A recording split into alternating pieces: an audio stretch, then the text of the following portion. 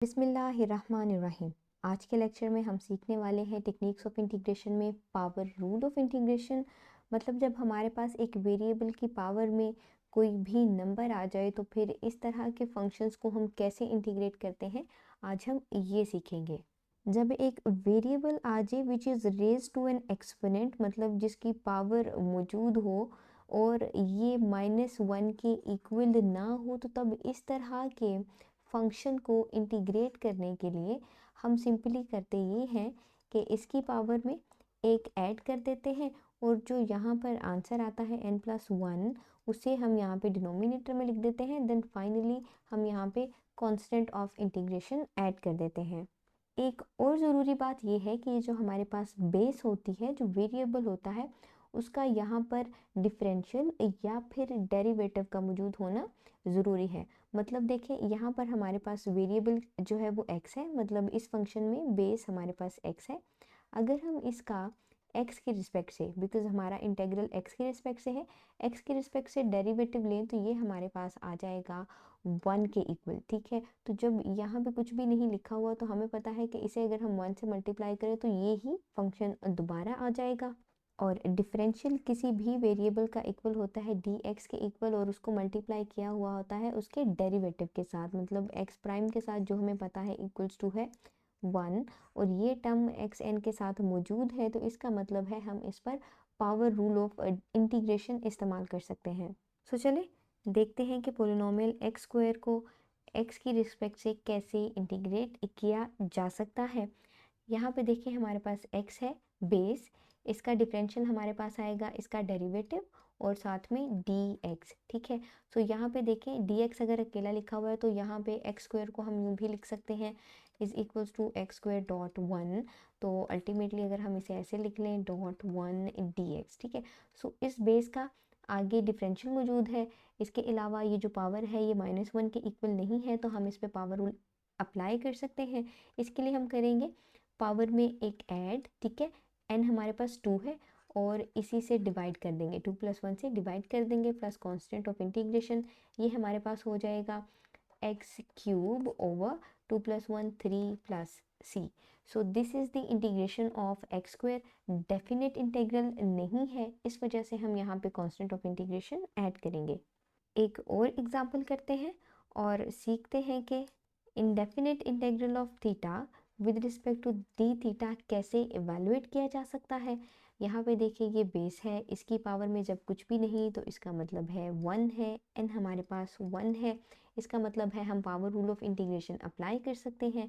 Power rule of integration में हम करते ये हैं, वेरिएबल ही लिखते हैं, पावर में एक ऐड कर देते हैं और इस पावर से अगेन हम डिवाइड कर देते हैं और ऐड कर देते हैं कांस्टेंट ऑफ इंटीग्रेशन, क्योंकि इंटीग्रल इंडेफिनिट है। यहाँ पे हमारे पास आंसर आ जाएगा θ² + c। इसमें सिर्फ इतना सा फ़र्क आया है कि x की जगह पे हमने थीटा लिखा हुआ है। इसी तरह से यहाँ पे y भी लिखा जा सकता था, तो फिर यहाँ पे आ जाता है y²/2। x लिखा हो दोनों जगह पे तो x²/2 आ जाता। Let's do an other example. Term by term integration कर लेंगे। -6x dx। फर्स्ट इंटीग्रल के लिए हम कांस्टेंट रूल ऑफ इंटीग्रेशन इस्तेमाल करेंगे, जिसमें हम 5 को लिख देंगे 5 × 1, और फिर इस 5 को हम इंटीग्रल से बाहर लिख लेंगे और अंदर बच जाएगा 1 dx। माइनस इस इंटीग्रल के लिए हम कांस्टेंट मल्टीपल रूल इस्तेमाल करेंगे, जिसके लिए हम इस 6 को सिंपली इंटीग्रल से बाहर लिख देंगे। कांस्टेंट की जब इंटीग्रेशन करते हैं तो सिंपली उस कांस्टेंट को हम इस वेरिएबल के साथ मल्टीप्लाई कर देते हैं, कांस्टेंट ऑफ इंटीग्रेशन ऐड कर देते हैं।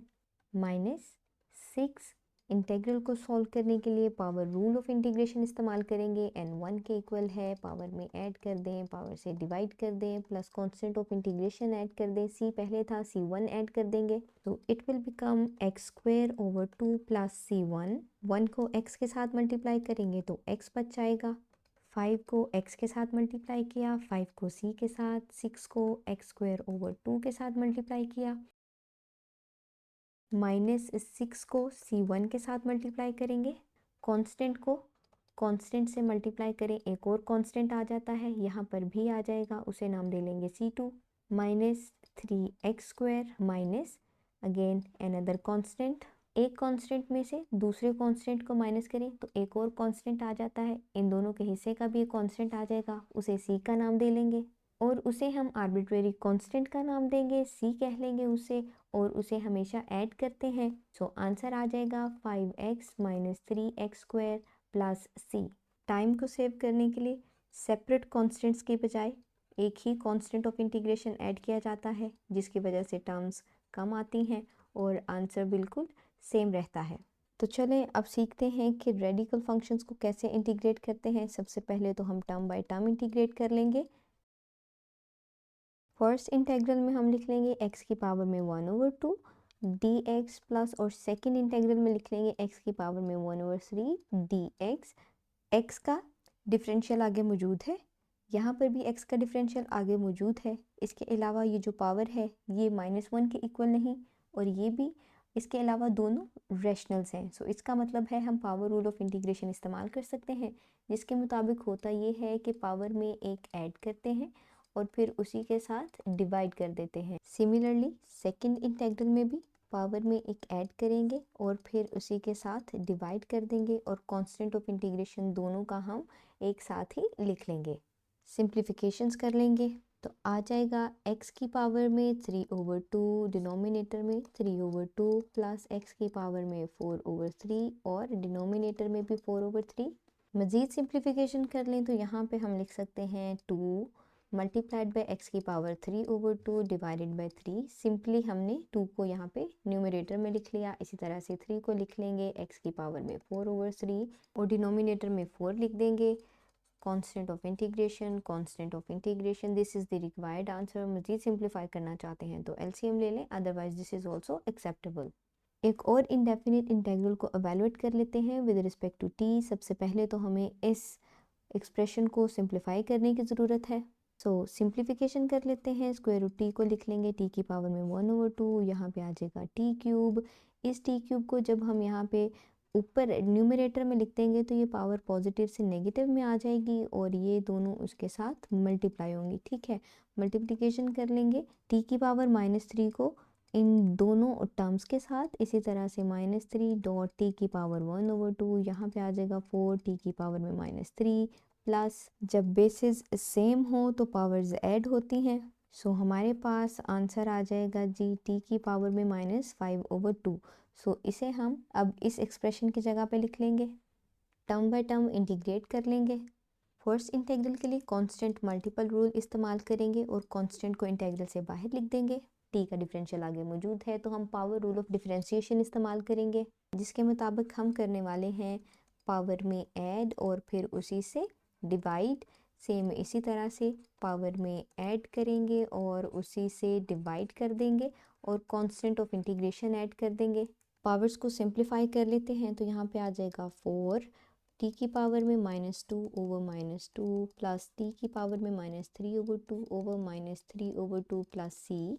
2 1 ज़ा 2 2 ज़ा, तो यहाँ पे आ जाएगा ये माइनस इधर चला जाएगा, ये इक्वल हो जाएगा -2 के, ये माइनस प्लस हो जाएगा माइनस, और 2 यहाँ पे न्यूमरेटर में आ जाएगा और 3 डिनोमिनेटर में ही रह जाएगा। इतना आंसर भी एक्सेप्टेबल है, लेकिन आप इसे इस तरह से भी लिख सकते हैं 2/3 और t की पावर में 3/2 प्लस सी। अब चाहे तो -2 को भी कॉमन ले सकते हैं, लेकिन इतना आंसर भी काफ़ी है। So this is the required answer of the integral. Let's evaluate another integral, जिसे हमने एवेलुएट करना है विद रिस्पेक्ट टू y। सबसे पहले टर्म बाय टर्म इंटीग्रेशन कर लेते हैं, इसी तरह से 1/y की पावर में 5/4 dy। फर्स्ट इंटीग्रल में 1/7 को हम लिख लेते हैं 1/7 मल्टीप्लाइड बाय 1 dy। इस 1/7 को इंटीग्रल से बाहर लिख देंगे और यहाँ पे सिर्फ 1 dy बच जाएगा। प्लस सेकंड इंटीग्रल को हम सिंप्लीफाई कर लेंगे, डिनोमिनेटर वाली टर्म को हम न्यूमरेटर में लिखेंगे तो प्लस की जगह पे पावर में माइनस आ जाएगा, मल्टीप्लाई बाय 1 dy। ये फंक्शन जब 1 से मल्टीप्लाई होगा तो दोबारा से एज इट इज़ आ जाएगा। हम जानते हैं कि अगर हम y को y के रिस्पेक्ट से ही डिफरेंशिएट करें तो आंसर 1 आता है। सो 1 का एंटी डेरिवेटिव y है। सो इस इंटीग्रल की जगह पे हम सिंपली लिख देंगे 1/7 y। 1 का एंटी डेरिवेटिव y है, प्लस सेकंड इंटेग्रल के लिए हम पावर रूल इस्तेमाल करेंगे क्योंकि n यहाँ हमारे पास 5/4 के इक्वल है, which is not equals to -1, also -5/4 is rational. So हम सिंपली ये करेंगे कि y की पावर में ये जो ऑलरेडी मौजूद पावर है उसमें एक ऐड कर देंगे और फिर इस पावर से डिवाइड भी कर देंगे और कांस्टेंट ऑफ इंटीग्रेशन ऐड कर देंगे। सेकंड टर्म को थोड़ा सा मज़ीद सिंप्लीफाई करना है हमने, सो वो आ जाएगा y की पावर में -1/4 और यहाँ पे भी -1/4, ये माइनस इस प्लस के साथ मल्टीप्लाई होके माइनस हो जाएगा। ये 4 हम सिंपली न्यूमरेटर में लिख देंगे और डिनोमिनेटर में बच जाएगा सिर्फ और सिर्फ 1। तो जब डिनोमिनेटर में 1 होता है तो हम वो नहीं लिखते हैं, सिंपली आंसर इस तरह से आ जाएगा। मज़ीद सिंप्लीफाई किया जा सकता है, y/7 लिख दें, 4/y की पावर में 1/4 प्लस कांस्टेंट ऑफ इंटीग्रेशन। इसे चाहे तो यूँ लिख सकते हैं y/7 minus 4 square root y और यहाँ पे 4 लिख देंगे प्लस c। ये भी ठीक था, ये भी ठीक है, ये भी ठीक है। चलिए अब हम इंटीग्रेट कर लेते हैं 1/x को विद रिस्पेक्ट टू x और शो करते हैं कि इसे हम सॉल्व करने के लिए पावर रूल क्यों इस्तेमाल नहीं कर सकते हैं। सिंप्लीफाई कर लेते हैं, x की पावर में यहाँ पर 1 है, जब हम डिनोमिनेटर से न्यूमरेटर में लेकर जाएंगे तो -1 हो जाएगा। dx पावर रूल बताता है कि पावर में एक ऐड करें और उसी के साथ डिवाइड कर दें, plus constant of integration. Simplification करेंगे, पावर में 0 आ जाएगा और डिनोमिनेटर में भी 0, प्लस c। x की पावर 0 हो तो 1 होता है ओवर 0 प्लस c। 1/0 अनडिफाइंड होता है, ठीक है। जब हम उसमें कोई भी कांस्टेंट ऐड करेंगे which is here arbitrary constant तो स्टिल वो अनडिफाइंड ही रहेगा, ठीक है। सो जब हमारे पास कोई आंसर ही नहीं आया है, अनडिफाइंड हो गया है, सो इसका मतलब है कि हम यहाँ पे पावर रूल इस्तेमाल नहीं कर सकते हैं, हमारे पास कोई भी डिफाइंड आंसर नहीं आया है। सो जब n इज़ इक्वल्स टू -1 होगा, ठीक है, तो तब हम पावर रूल ऑफ इंटीग्रेशन इस्तेमाल नहीं कर पाएंगे। लेकिन इसका हरगिज़ भी ये मतलब नहीं है कि 1/x के with respect to x integration exist नहीं करती है या फिर डिफाइंड नहीं है। इसकी इंटीग्रेशन होती है जी ln of x plus c। ये कैसे आती है अपकमिंग लेक्चर्स में हम इसे भी सीखेंगे, लेकिन अब के लिए हमने सिर्फ यही सीखना था कि जब हमारे पास x की पावर -1 हो तो हम क्यों पावर रूल ऑफ इंटीग्रेशन इस्तेमाल नहीं कर सकते। So this was today's lecture जिसमें हमने पोलिनोमियल, रेडिकल, रैशनल फंक्शंस की इंटीग्रेशन एवेलुएट की using power rule. Indefinite integrals को बेसिकली हमने एवेलुएट किया। सेम यही रूल हम इस्तेमाल कर सकते हैं डेफिनिट इंटेग्रल के लिए। इन द अपकमिंग वीडियोस हम डेफिनिट इंटेग्रल्स भी सॉल्व करेंगे यूजिंग पावर रूल। इसके बाद हमने ये भी शो किया कि जब n-1 के इक्वल होगा तो पावर रूल जो है वो हमें एक डिफाइंड आंसर नहीं देता है और वर्क नहीं करता है, हमें कोई और स्ट्रेटेजी इस्तेमाल करना पड़ती है इंटेग्रल्स को एवेलुएट करने के लिए। For more such interesting videos channel को विजिट करते रहें और इंटीग्रेशन को सीखें बहुत ही आसानी से।